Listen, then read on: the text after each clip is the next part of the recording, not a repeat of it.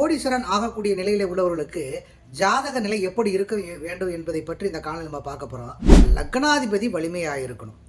லக்னாதிபதி வலிமையாக இருக்கணும்னு என்ன, ஆட்சியோ உச்சமோ ஆகணும், இல்லை குரு பார்வையில் இருக்கணும், இல்லை அதுக்கு நட்பு கிரகத்தில் இருக்கணும், மறைவு ஸ்தானத்தில் அமரக்கூடாது. அவர்களுக்கு ஒரு 22 வயசு 23 வயசில் அவர்களுக்கு சாதகமான தசா நடந்துச்சுன்னா கண்டிப்பாக அந்த கோடீஸ்வரன் ஆகக்கூடிய சூழ்நிலை இருக்கும். இங்கே கோடீஸ்வரன் ஆக வேண்டிய நிலை ஏற்பட்டுச்சுன்னா உங்கள் மனசில் ஆரம்பத்திலே உங்களுக்கு தோணுங்க, உங்கள் மனசு உந்துதல் ஏற்படுத்திக்கிட்டே இருக்கும் இந்த கிரகங்கள்.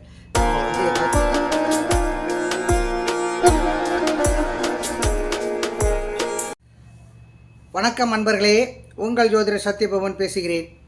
பொதுவாக என்னோடய கிளைண்ட் ஒரு கேள்வி கேட்டிருக்காரு.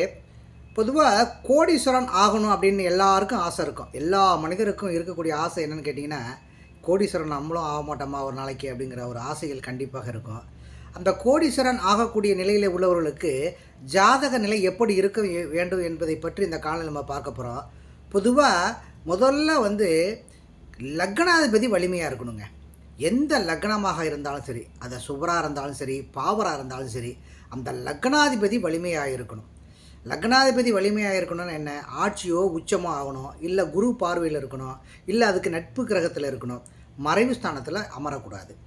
முதல் கண்டிஷன் அதுதான், முதல் விதி அதுதான்.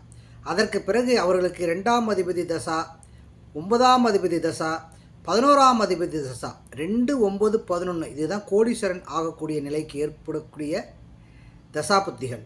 இந்த 2ஆம் அதிபதி, 9ஆம் அதிபதி, 11ஆம் அதிபதிகள் சேர்ந்து இருந்தாலோ இல்லை ஒருத்தரை பார்த்து கொண்டாலோ இந்த கோடீஸ்வரர் யோகம் வர்றதுக்கான வாய்ப்புகள் கண்டிப்பாக இருக்கும்.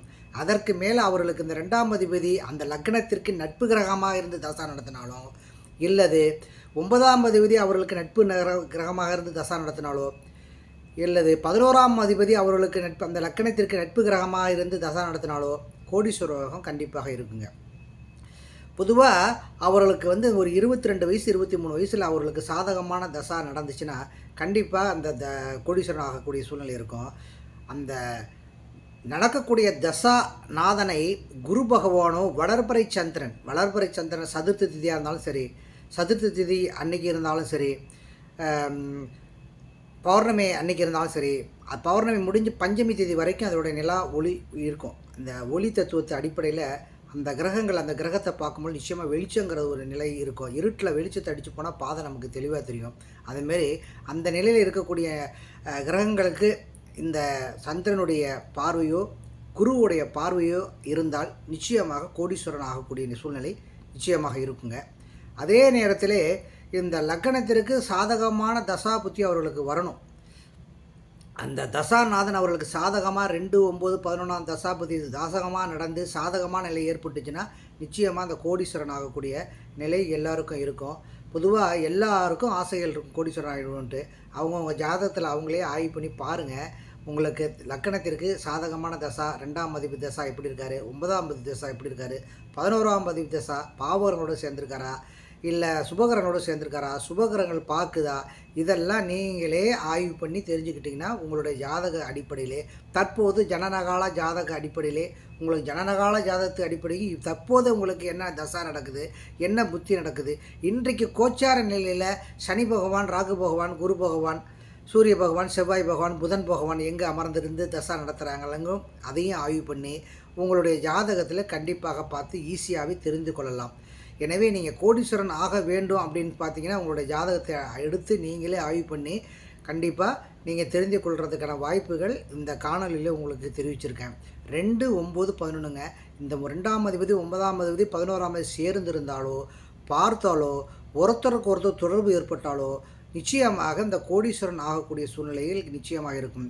இதற்கு மேலே முக்கியமான ஒரு தகுதி என்ன கேட்டிங்கன்னா, லக்னாதிபதி வலிமையாக இருக்க வேண்டும். லக்னாதிபதி வலிமையாக இருக்க வேண்டும். வலிமைனா என்னங்கன்னா, ஆட்சியாவோ உச்சமாவோ எந்த பாவகிரகங்கள் தொடர்பு இல்லாமல் திக்பலமாக இருந்தாலும் சரி நல்லது தான்.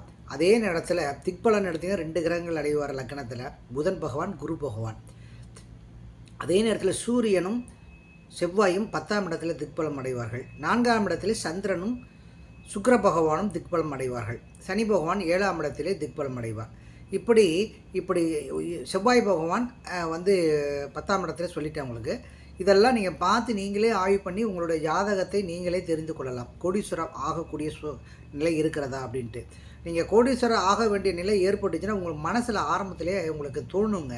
உங்கள் மனசு உந்துதல் ஏற்படுத்திக்கிட்டே இருக்கும் இந்த கிரகங்கள். நம்ம வந்து ஏதாச்சும் ஒரு தொழில் எடுத்து செஞ்சு சின்னதாக செஞ்சு அதில் பெரிய லாபத்தை ஈட்டி அதன் மூலியமாக நம்ம உலக அளவில் அந்த பிஸ்னஸை கொண்டு போய் ஏற்றுமதி இறக்குமதி எக்ஸ்போர்ட் இம்போர்ட் செய்யக்கூடிய நிலையில் இந்த அதிபதிகள் உங்களை ஏற்படுத்தி விடுவார். இதற்கு மேலே சந்திரன் வலுத்திருக்கணுங்க. வளர்பிறை சந்திரனாவோ அந்த கடகம் 6, 8, 12ஆம் இடங்கள் 8ஆம் இடம் 12ஆம் இடம் 6ஆம் இடம் 8ஆம் இடம் 12ஆம் இடம் வந்து ஏற்றுமதி இறக்குமதிக்கு சுபகிரகங்கள் சுபம் வலுத்திருக்கணும். அதில் எந்த பாவகிரகங்கள் தொடர்பு இல்லாமல் அந்த கிரகங்கள் வலுத்திருக்கணும். பொதுவாக கடகராசி தான் அந்த ஏற்றுமதி இறக்குமதி அயல்நாட்டை குறிக்கக்கூடிய இடத்துக்கு போகக்கூடிய நிலையில் இருக்கக்கூடியது கடகராசி தான். இந்த கடகராசியில் உள்ள கிரகங்கள் வலிமையாக இருந்தால் நிச்சயமாக அவர்கள் ஒரு காலத்தில் கோடீஸ்வரன் ஆகிறதுக்கு வாய்ப்புகள் நிச்சயமாக இருக்கும். பொதுவாக அவர்களுடைய ஜாதகத்தில் நீங்களே பார்த்து தெரிந்து கொள்ளலாம். இந்த காணொளி உங்களுக்கு பயனுள்ளதாக இருக்கும். என்னுடைய கிளைண்ட் கேட்டார், கோடீஸ்வர யோகம் எப்படி இருக்கும் ஏன்னு கேட்டாங்க. அதற்கு ஒரு காணொலியாக போட்டு விளக்கியிருக்கேன். எல்லாருக்கும் பயனுள்ளதாக இருக்கும். மேலும் உங்களுக்கு தகவலில் உங்களுக்கு வந்து டவுட் இருந்துச்சுன்னா கிளியர் பண்ணணுன்னா என்னுடைய நம்பர் வந்து இந்த வாட்ஸ்அப்பில் இந்த வீடியோவில் வரும். கண்டிப்பாக அந்த நம்பருக்கு நீங்கள் தகவல் வேணால் நீங்கள் என்னை கேட்டு தெரிந்து கொள்ளலாம். நன்றி, வணக்கம். எல்லோரும் நன்றாக இருப்பீர்கள். வாழ்க வளமுடன்.